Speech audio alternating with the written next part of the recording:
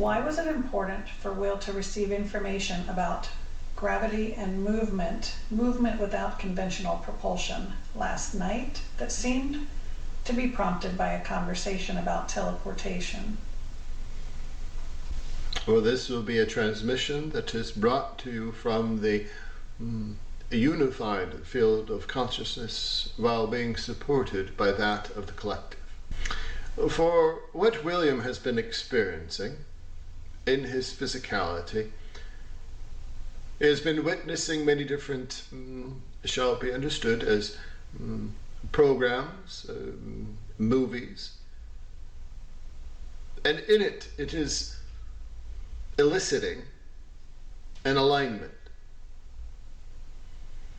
So one must understand what this is. This is the beginning of this journey. And this is for the totality of humanity.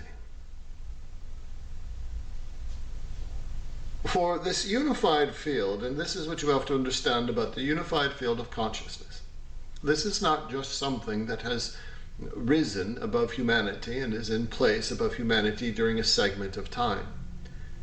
It has existed from the moment at which this planet was brought forth. Even before there was an environment to sustain life, there was a consciousness field. Just as it is explained in the writings that you have brought forth from all 12, the moment at which nothing becomes something, that aspect of energy coalesces into physicality. That action of pulling absolute nothingness into physicality begins the chain reaction to ignite consciousness. It is the formulation of consciousness. It is the primer for what it is today. For you understand that everything has consciousness. Everything is energy, so thus it has consciousness. Not in the form as which you think consciousness is in your human experience, but consciousness nonetheless. And it is understanding that as you progress in this density of this planet, that is an energy cycle that never dies. You also understand in the concept of energy is never wasted, it never dies, it never depletes itself. It transitions into something else. It moves beyond. It takes on different form. But it is never wasted, it is never depleted, it is never deleted. And so once this density of this planet came into existence, that sparked the consciousness stream that is your unified field. And it has been growing ever since. Throughout every evolution of this human planet, all the different aspects of humans upon this planet throughout the millennia. And with each iteration, that is then uploaded into that consciousness field. So where you sit today in your human existence, this is why it has been brought through in many different channelings that the unified field of consciousness is expanding, and it is at a very rapid pace, more so than it ever has. But it is filled with every bit of knowledge of this human planet from its origin. And so those that are perceptive begin to tap into that, begin to receive information. Think of it as allowing yourself to connect into a greater internet web. And it is, as humanity has progressed, yes, you have commingled with many different galactic beings. Many different galactic beings were here well before you were. Many of them built many of the structures upon your planet. So all of that information is there within your unified field of consciousness. Now, move a bit forward in your history, where television, radio, means of broadcasting information around your planet at light speed. Now, if you were to think about it as just a normal human, you would think many of the movies, many of the radio broadcasts that you've listened to over time of fanciful journeys out into space, different federated aspects of galactic beings, different wars. You would think those are just an imagination of someone's wild fancy. But what you see, it is a greater jigsaw puzzle of pieces that are scattered about, purposefully. For what you are witnessing is truth. You are witnessing over time truth, listening to truth, bits of truth, not the entirety of it. For those that come up with the concept of a particular movie or radio show that depict some sort of alien or galactic being or some sort of incursion or some sort of travel, those that come up with the premise are given just a glimpse, a primer. And yes, then they take that and become something of it. They then allow the imagination to run with that premise. And it becomes that show, that movie, that radio broadcast. But see, as you move forward through time, as you approach this time period, more and more individuals are receiving those broadcasts, those puzzle pieces. So what William experienced was just that, a puzzle piece. For what he has been witnessing by those that have crafted many of the different shows are additional puzzle pieces. But they do not have the full picture in view. They only extrapolate what they believe it is. And they build upon it and build upon it and build upon it. So why this understanding of travel without propulsion? Because what your humanity has not achieved is understanding how to escape gravity itself. Many shows, even some of the most fanciful ones, they still use propulsion. Some sort of propulsion to jump from period to period, time to time, galaxy to galaxy. Enormous amounts of energy is required to do so. Even here in your reality, your rocket ships require vast amounts of fuel to provide propulsion to escape gravity. One must understand what gravity is. Yes, it is part of your physics of your planet. It's an energy field. It's an energy field that surrounds your planet. There are many things that induce that gravity field. But why is it that breaking the bounds of physics to gain flight, to enter into your atmosphere, is so difficult? Because you've approached this energy field, one would say, in an incorrect manner. Well, are you as humans capable of escaping the bounds of gravity without propulsion. Not yet. This is, yes, on your future path. Once you ascend into that fifth dimension, you'll understand it more clearly. But you can begin to understand gravity much differently upon your planet. Being that it is an energy field that, yes, does hold you to the planet, it doesn't hold you to the planet at all. It is how your human energy field interacts with that you call gravity. Think of it as two charged particles. If they are charged appropriately, yes, they will repel one another. If they're charged incorrectly, they may repel themselves, but they also may stick to one another. See, it is all about how your energy is interacting with the energy of gravity.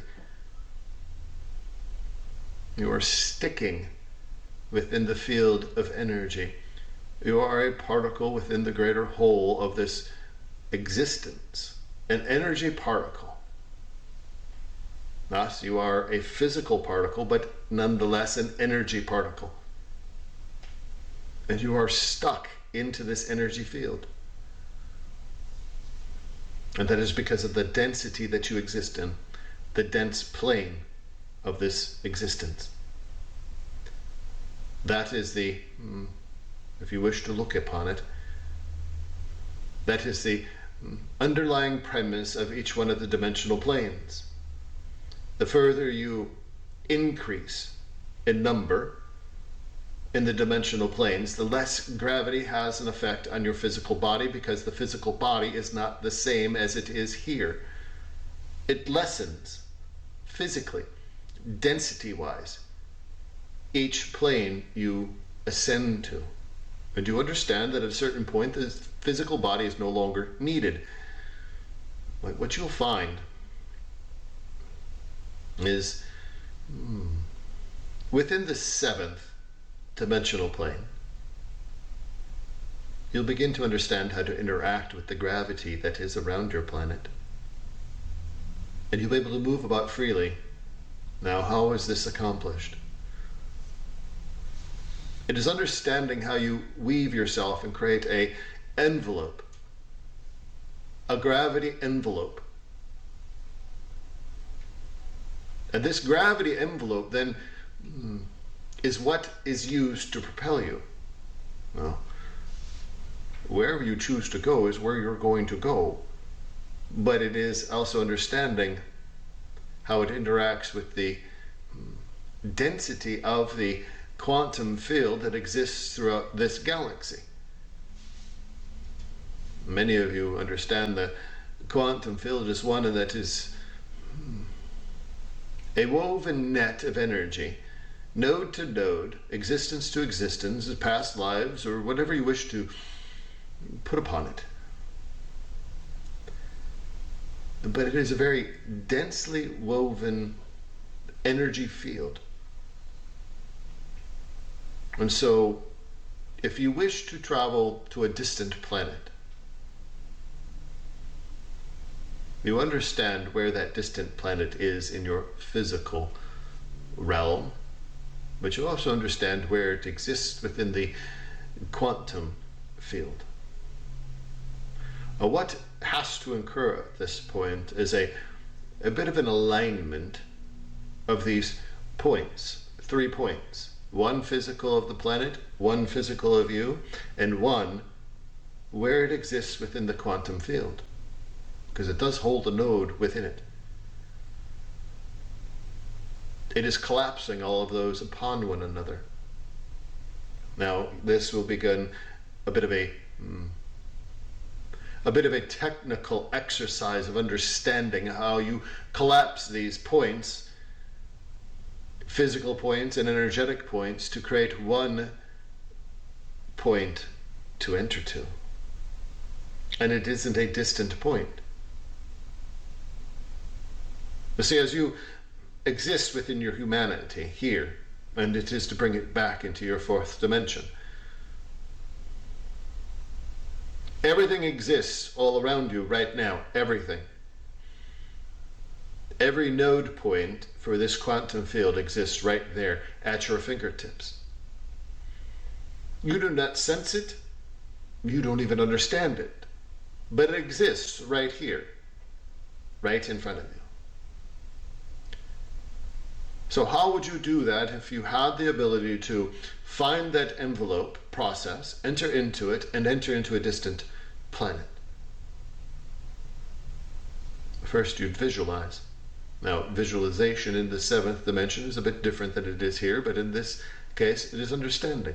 Where do you exist right now, at this moment, this spot? Think of it as an energetic tunnel. You exist in it. You then understand where that quantum node is for the represented energies of that distant planet. You collapse the space between them. You draw it close. Just as if you were to sense a loved one that has transitioned. You draw them close by shifting your energy.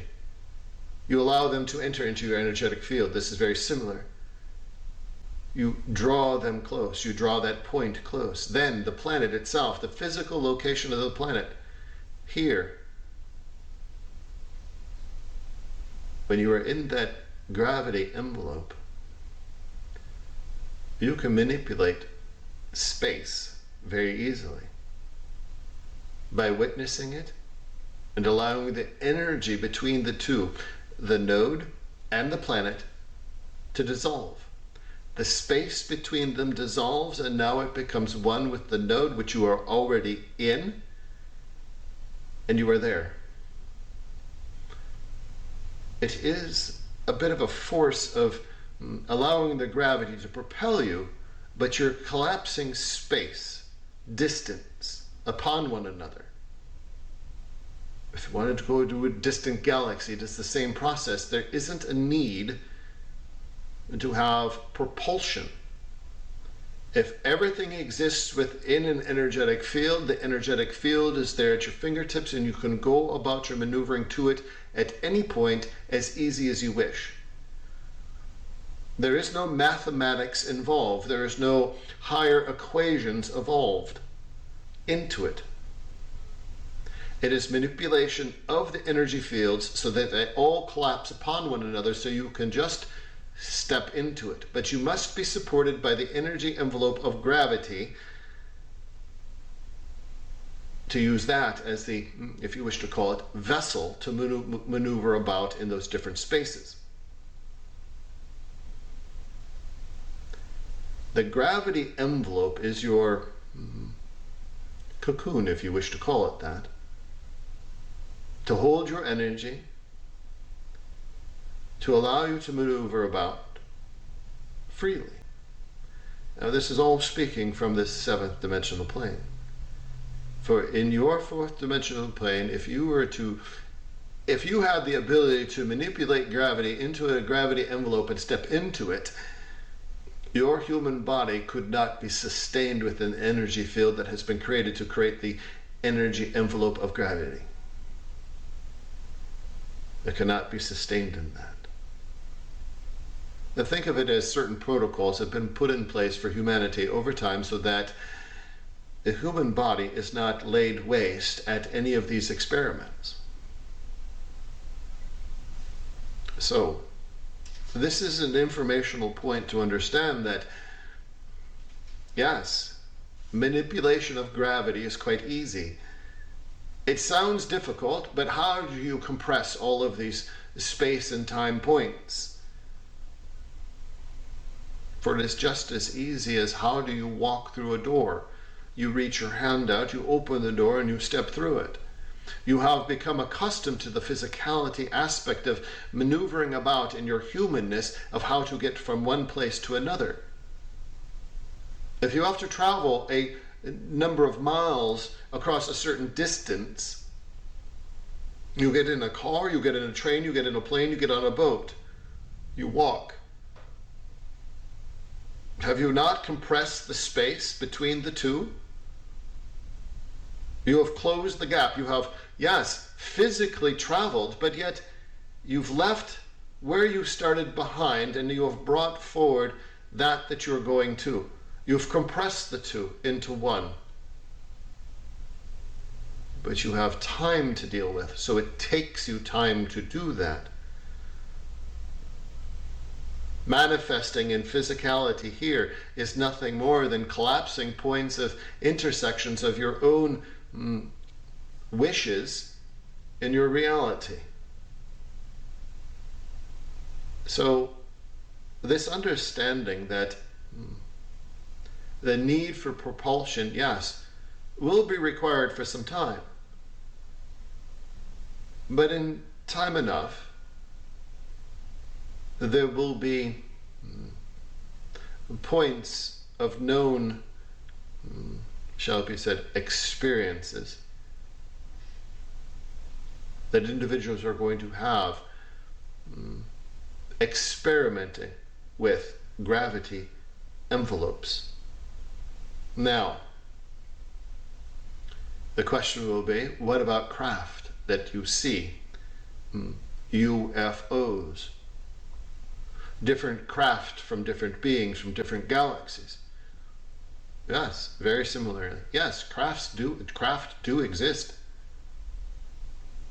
Now, if you were to transport large equipment, if you were to transport large numbers of individuals, we're not going to assemble one giant gravity envelope to move them about.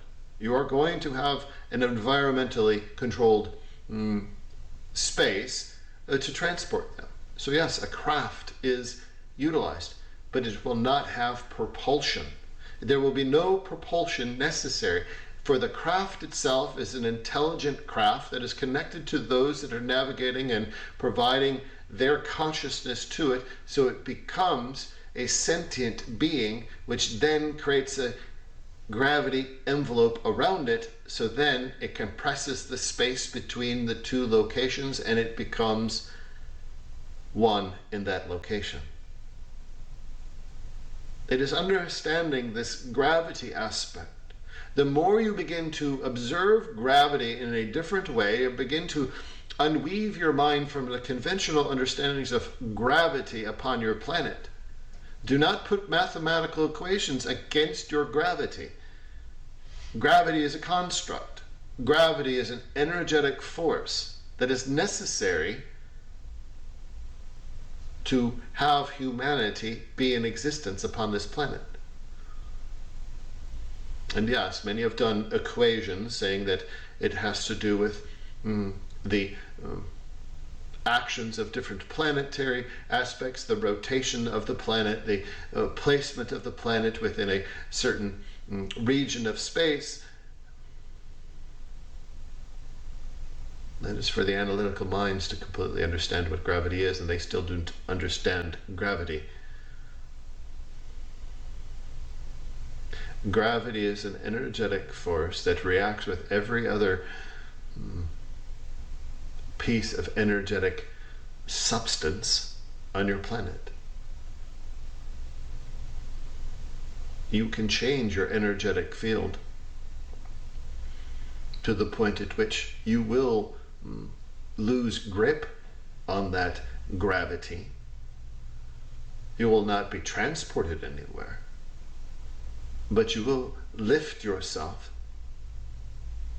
off of your density of the plane that you exist in. Not through your consciousness, just in your physicality. It is understanding this concept of gravity.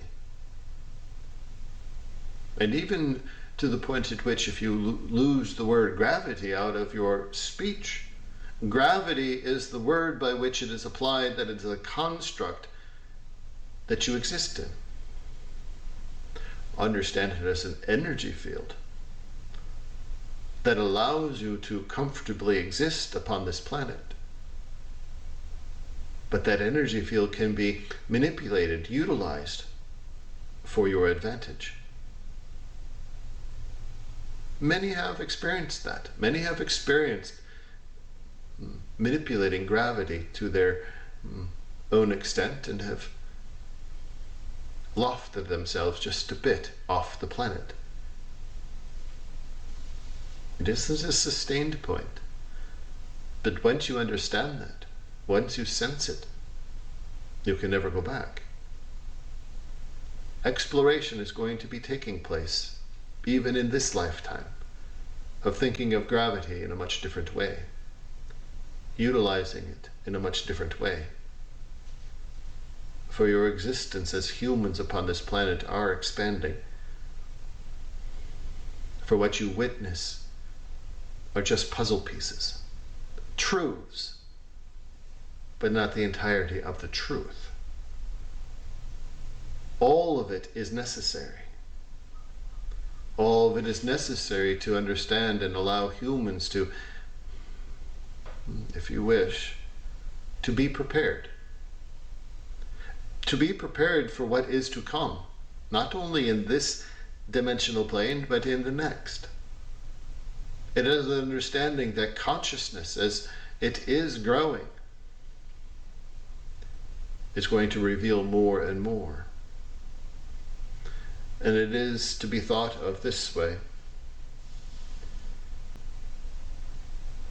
In millennia past, there was no need to divulge the information of the origins. There wasn't a need to divulge the understandings of travel, of space, of galactics. But as you progress, stage by stage, humans' consciousness, humans' awareness, humans' thoughts are prepared, are ready, and then they begin to receive. More and more are going to receive. And much of what they will receive is going to be beyond the bounds of their own thought process. It will be as if they feel lost in their thoughts, because how could they have those thoughts? How could they have that knowledge? How could they be given that knowledge? But what is critical is retaining that knowledge, bringing that knowledge forward to assemble the picture from all of the puzzle pieces. For if you were to scour all of your entertainment that has to do with anything beyond your human planet, and you were to find, pick, pull the many truths that are within those bits of entertainment, you would begin to assemble the truth. The truth of your origins, the truth of existence beyond, the truth of all of the different federated aspects of galaxies, galactic beings that surround you. Think of it as being prepared before you know. Well, what an amazing conversation. Thank you so very much for that. I have a couple follow-up questions. I think our physicists understand this idea of collapsing time in the paper example. For they understand it as a folding action. Right. For that is the simplest way of understanding it. Yes, it will show a physical representation, but you are not folding space and time. That's what is perceived.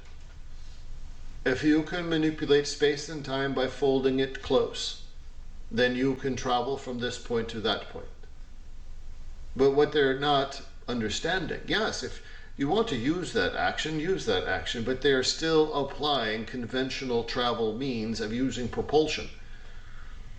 So if they wish to travel to a distant galaxy, how do you manipulate that space and time? Well, it is to fold it at some point so that it brings that point to this point, and you use your conventional travel means of propulsion-based craft to travel there. Well, there are inherent issues involved in that. One, the travel alone. Even though you're collapsing that point in space, what you do when you collapse that point in space, fold those 2 points on top of one another and open a portal, if it were, or a wormhole. The gravitational forces that exist within a wormhole would tear apart any craft that you currently can conceive of. It will tear apart any physical being, human or not.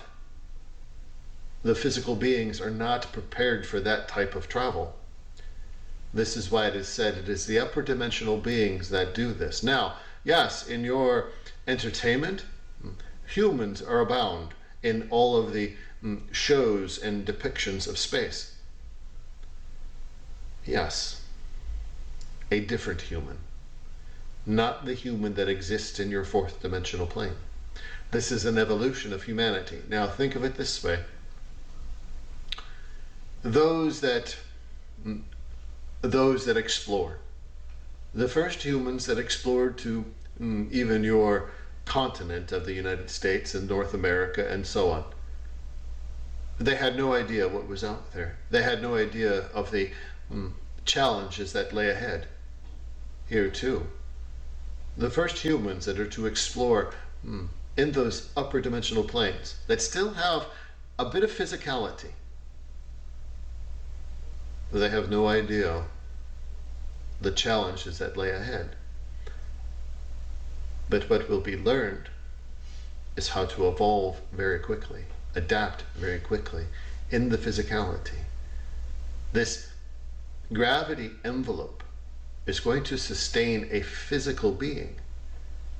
That physical being, yes, is going to look very similar to you as a human. Structurally, it will be built differently. Built doesn't mean that it is going to be a robot or some AI device.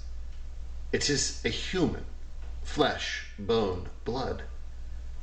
Think of it as a divergence from that 7th dimensional plane for a period of time that allows humanity to evolve once again, but beyond the bounds of your physical planet. You will look, if you were to stand face to face with another being, they'll look exactly like you in density, but structurally, how their bones are assembled, how their tissues are assembled, they are assembled in a way in which they can sustain those gravity forces even within the gravity envelope. So, much of what has been witnessed is truths, not truth. So, how does a human then progress from that point? Do they ascend? Yes. Think of it this way. You know how long it has taken to go through your dimensional planes to get to the 5th dimensional plane. If there is a bit of a diversion to explore space, to explore regions beyond your planet, your consciousness is free to roam. There are millennia of time to explore. Do not think of ascending as something that needs to be done immediately. It takes time to go from level to level. Humanity is going to have a presence out beyond your planet, out into your galaxy, and even well beyond that. So, it is a bit of a complicated understanding. But this understanding that is currently in place of folding time, opening a wormhole, and jumping from point to point, you are not going to do that in your physicality. You're not going to do it by any conventional means of propulsion of a vehicle that exists today. It cannot happen. It is physically impossible for your human beings now to incur that force upon them. So in terms of this type of travel then, it sounds like it's going to be millennia before we ever do that. No, it would not be millennia. you have to understand there have been those that have ascended well before you. They are already explorers out. They understand this gravity envelope system. They understand. They will not call it a gravity envelope. That is the simplest terms for your density here. They understand how to manipulate those points of space and time, to collapse them, to journey. Now, is it just a blink of an eye to go from, say, here to your planet Saturn? No. There is still distance to be traveled. But it isn't the great distance that you understand it is today. There is still time involved. But see, once you enter into this aspect of space and time, this manipulation of space and time, your concept of time is much different here than it is there. And yes, it is true, as it has been depicted, different aspects of black holes and wormholes do distort time, if you are in comparison to your current time understanding, your framework of time now in this density.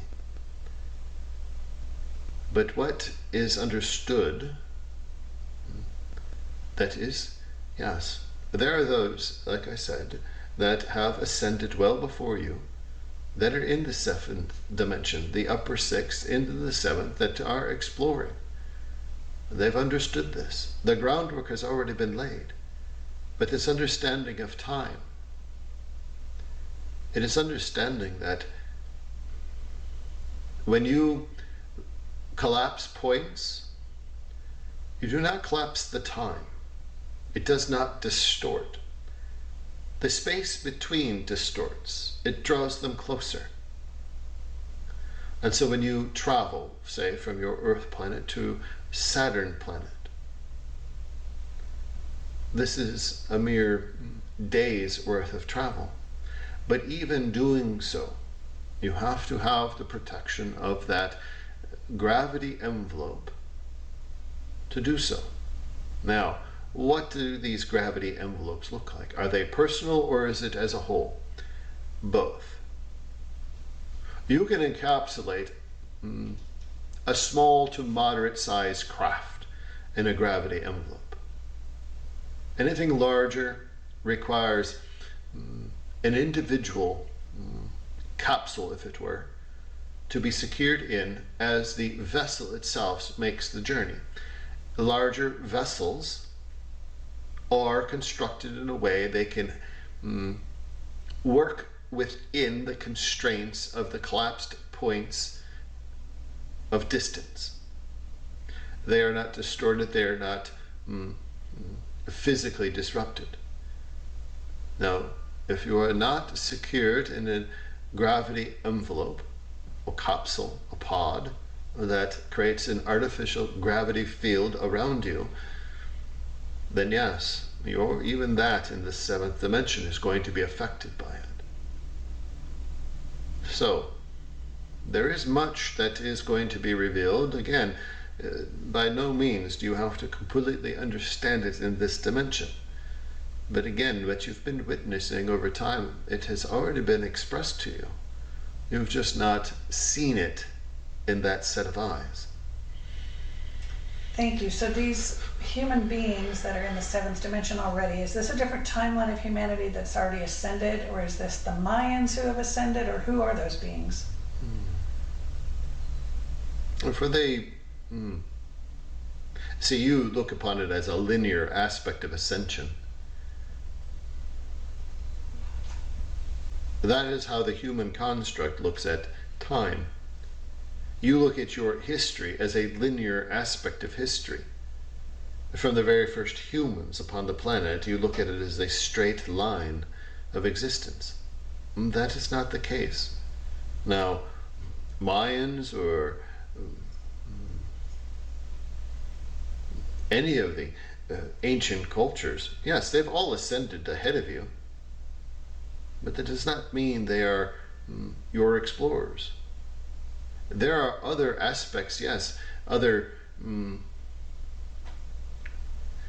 yes, you would understand it as timelines that are occurring simultaneously as yours. So yes, it is a combination of many different humans across many different cultural understandings. For as you maneuver yourself out of this fourth dimensional plane into that fifth dimensional plane, you're going to understand that cultural reference is going to be just a memory. The further you ascend, the closer you become to one that is in unison with all existence. Cultures do not play a factor. It is human beings that exist on this planet. It is human beings that have created all what you see in front of you. Human beings are your explorers. Human beings have stepped out before you. Human beings are what will unite you. So it isn't to think of what culture did this or what culture did that. For many of the cultures that are upon your planet now, they have taken up residence in cities past. Cities that have already been constructed and built well before their existence. They are tenants in a building that has already been built. They utilize it for their cultural belief systems. They use it for their cultural systems. And that is appropriate. For that's why the structures have been built over time, so that they can be utilized appropriately as humanity expands. I see, thank you. So in some sense, those explorers are us in our future. Precisely. Okay. At the very beginning, you described the unified field, beginning with that spark when humanity began and expanding as humanity evolved and containing everything since that point. That description sounds to me like the description of AI. For only because you are aware of the understanding of AI and how it has now become part of your human existence, yes, it would have that same similarity. But you have to understand the unified field is not a sentient aspect. It is a repository of information. That, yes, if you wish to equate it as AI, AI is a repository of information. The difference being, there wasn't a code, there wasn't a human that inflected code to create a unified field of consciousness.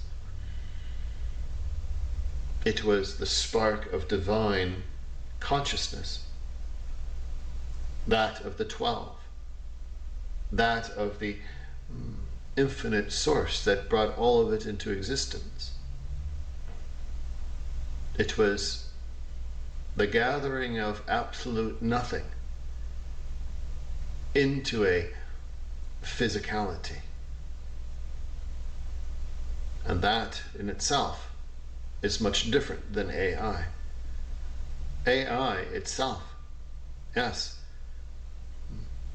at some levels, does have a consciousness, but it is underpinned by the consciousness of those that have inflected the code that began the process.